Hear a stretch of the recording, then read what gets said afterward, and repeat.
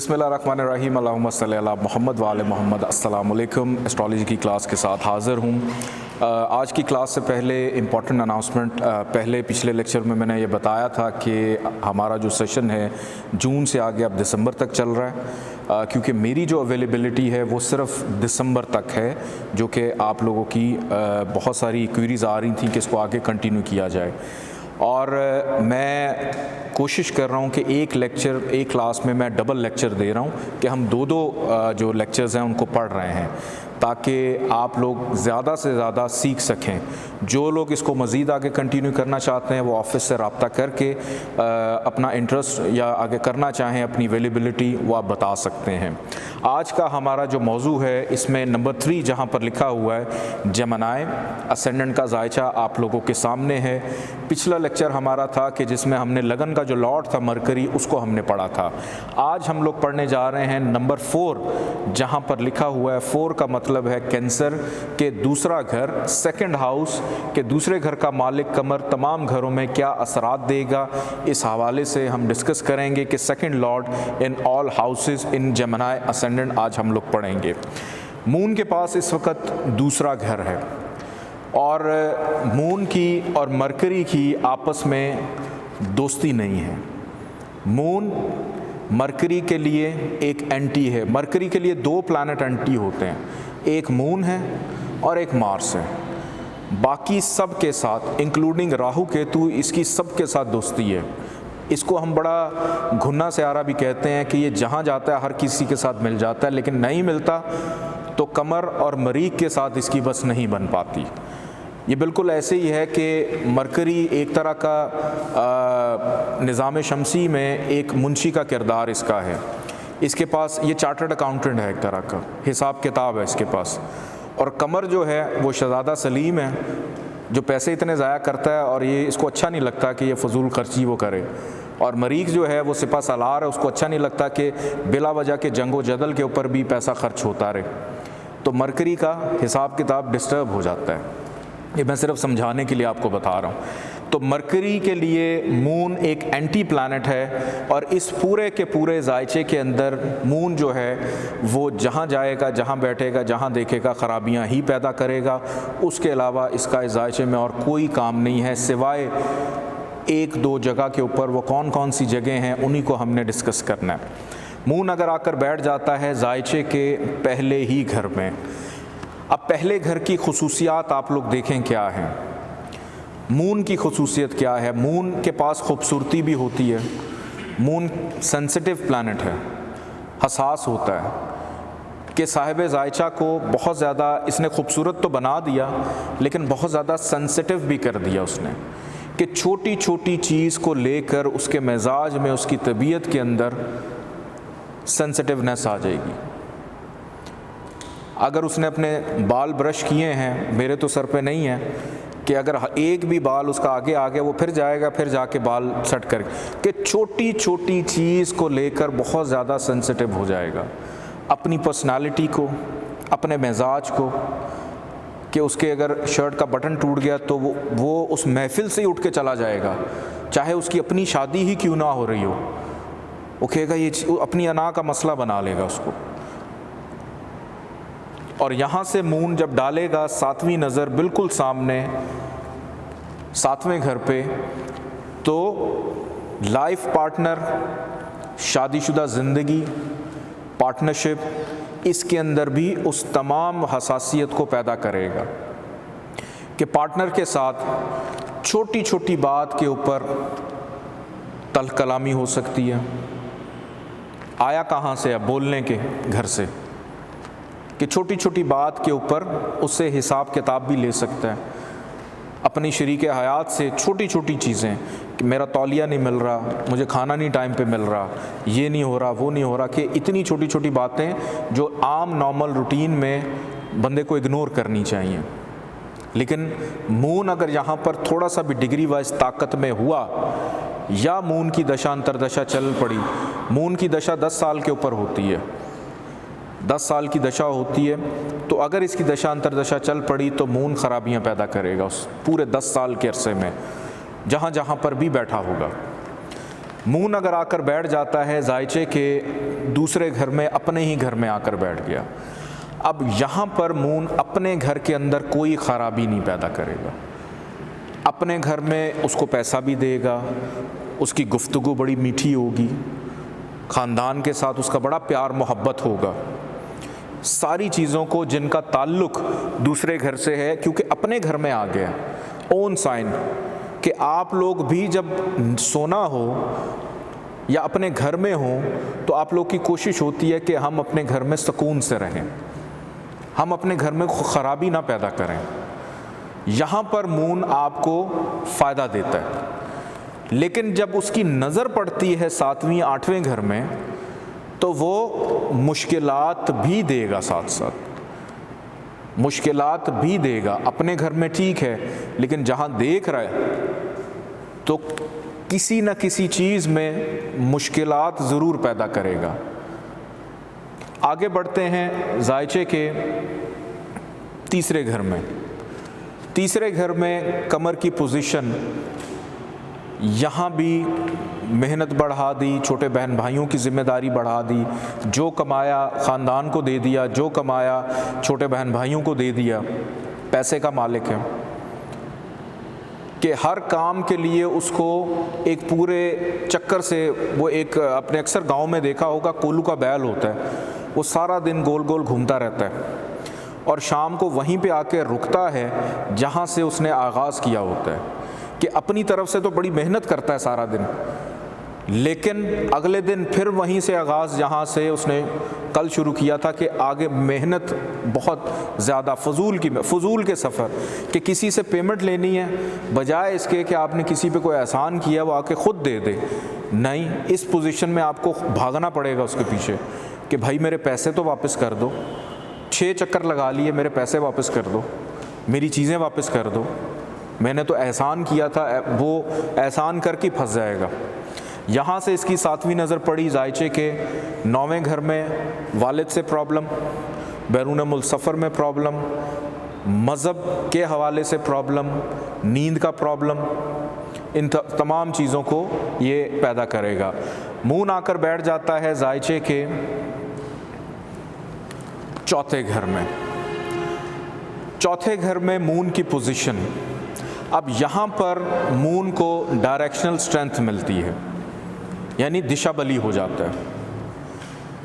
अब दिशा बली कौन हुआ? एक एंटी प्लैनेट जो है वो दिशा बली हुआ है कि ऐसे साहिब ज़ायचा का घर बड़ा होगा, अच्छा होगा, खूबसूरत होगा, लेकिन घर का सुख नहीं होगा, कि तमाम नेसेसिटीज़ को पूरा कर देगा, लेकिन जो रिश्ते नाते हैं, वालदा से प्रॉब्लम, घर वालों के साथ किसी न किसी चीज़ में प्रॉब्लम। क्यों? क्योंकि बोलने का बाज ही नहीं आएगा, कोई ऐसी बात कर देगा कि घर में कोई ना कोई दंगा फसाद शुरू रहेगा। और यहाँ से इसकी जब पड़ेगी 7वीं नज़र 10वें घर पे, तो करियर, काम काज, प्रोफेशन के अंदर भी अनसर्टेन पैदा करेगा कि मुस्तकिल मिजाजी नहीं होगी। बहुत से काम, या हो सकता है कि उसने 3-4 घर बना लिए, उसके पास बस किराया ही खा रहा है, काम करने को उसका दिल भी ना करे। आगे बढ़ते हैं ज़ायचे के 5वें घर की जानिब। यहाँ पर अगर कमर आकर बैठ जाता है तो एक तो बेटी का योग बनाया उसने सबसे पहले, फिर मोहब्बत में प्रॉब्लम देगा, अपनी दशांतर दशा में पेट, कॉन्स्टिपेशन, या कोई भी पेट में पित्ता है उसकी दर्द, कोई भी मसला आपको पैदा कर सकता है, नाफ चढ़ गई, इस किस्म के मसाइल उसने पैदा कर दिए। फिर यहाँ से इसने 7वीं नज़र डाली ज़ायचे के 11वें घर पे, बड़े बहन भाइयों से प्रॉब्लम, दोस्तों से प्रॉब्लम, सोशल एक्टिविटीज़ में जितना इन है वहाँ पे उस तरह का उसको रिस्पॉन्स नहीं मिलेगा। डिग्री वाइज इसकी ताकत ज़रूर देख लीजिएगा कि उसने कितनी ख़राबी पैदा करनी है।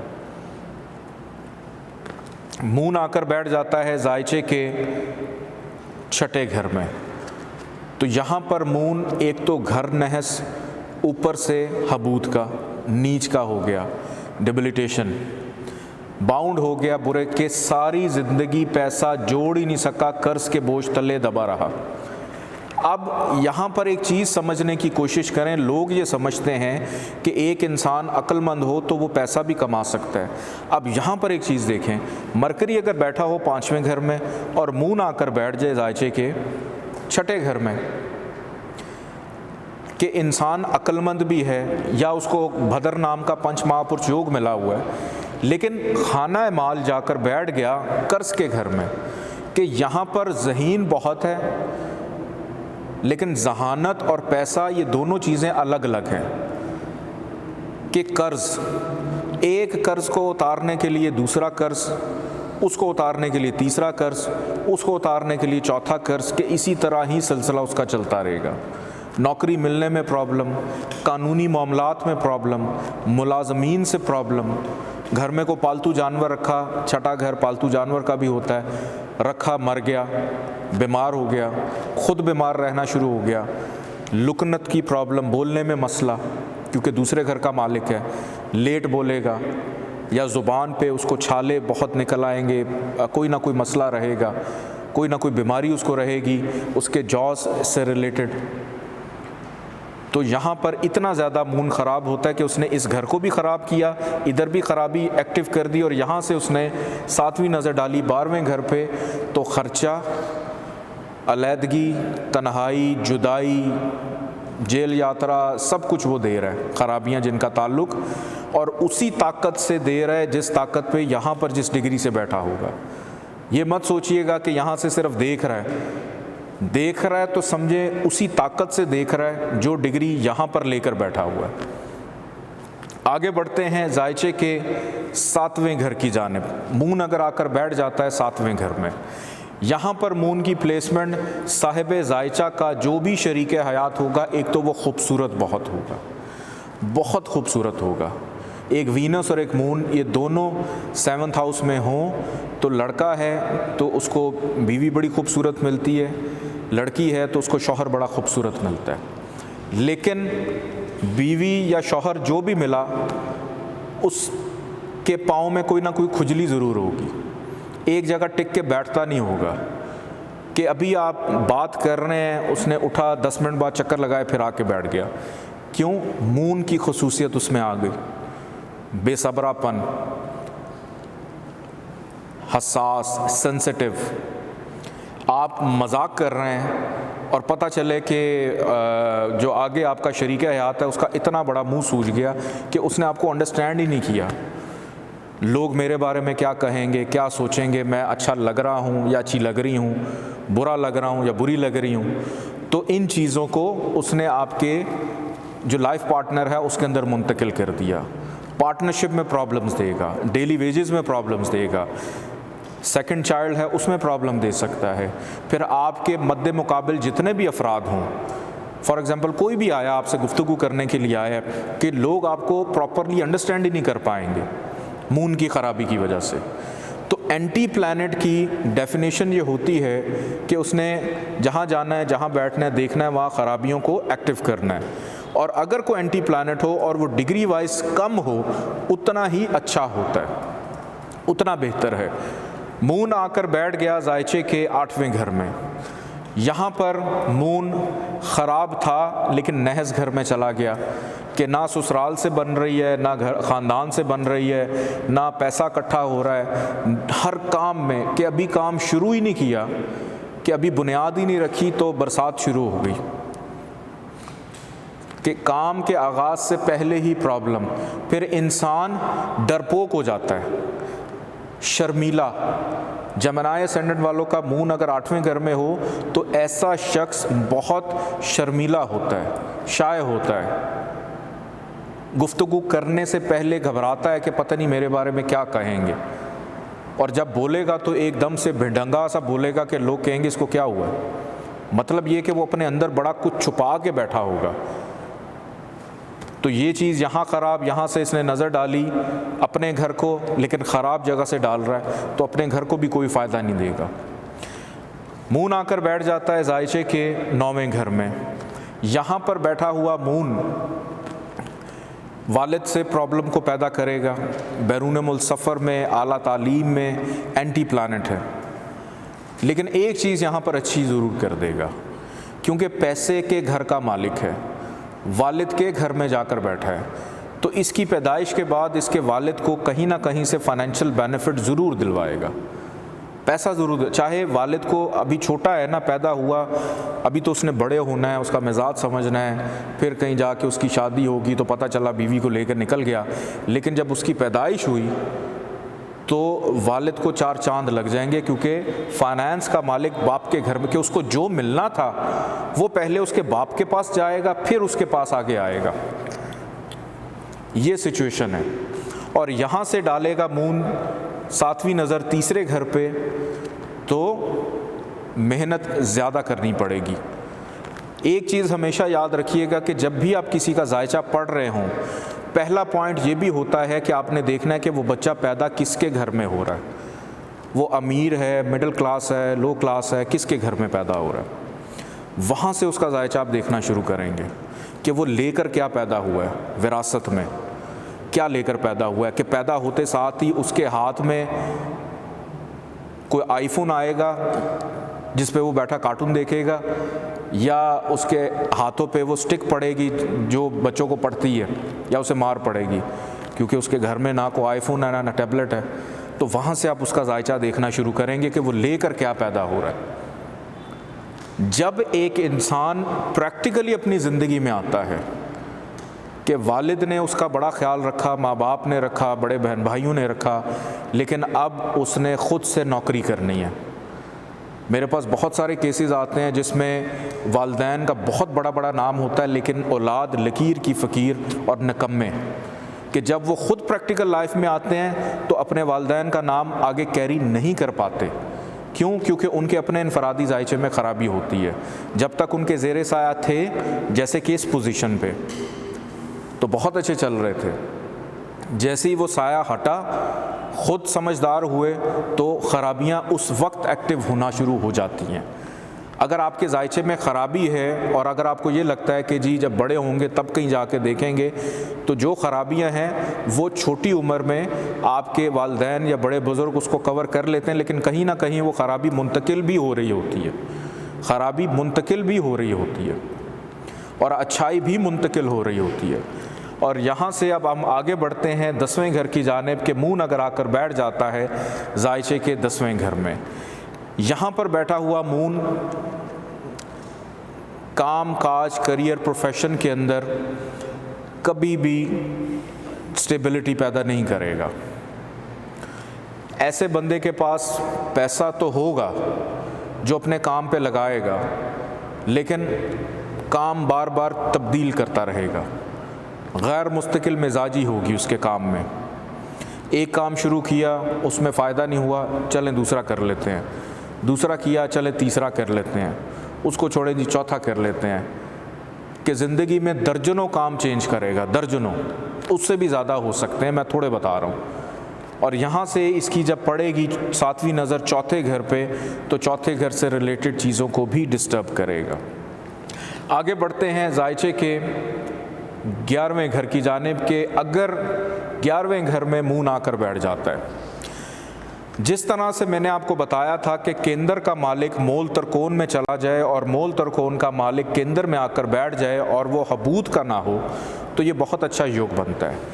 इसी तरह दूसरे घर का मालिक 11वें में और 11वें घर का मालिक दूसरे में चला जाए, तो ये भी एक बहुत अच्छा योग बनता है अगर हबूत का ना हो तो। रीज़न ये है, 11वां घर होता है ख्वाहिशात का, 11वां घर होता है मुनाफे का, बड़े बहन भाइयों का, कि दौलत को उठाकर ख्वाहिशात के घर में रख दिया तो दौलत बढ़ने का योग बन जाता है।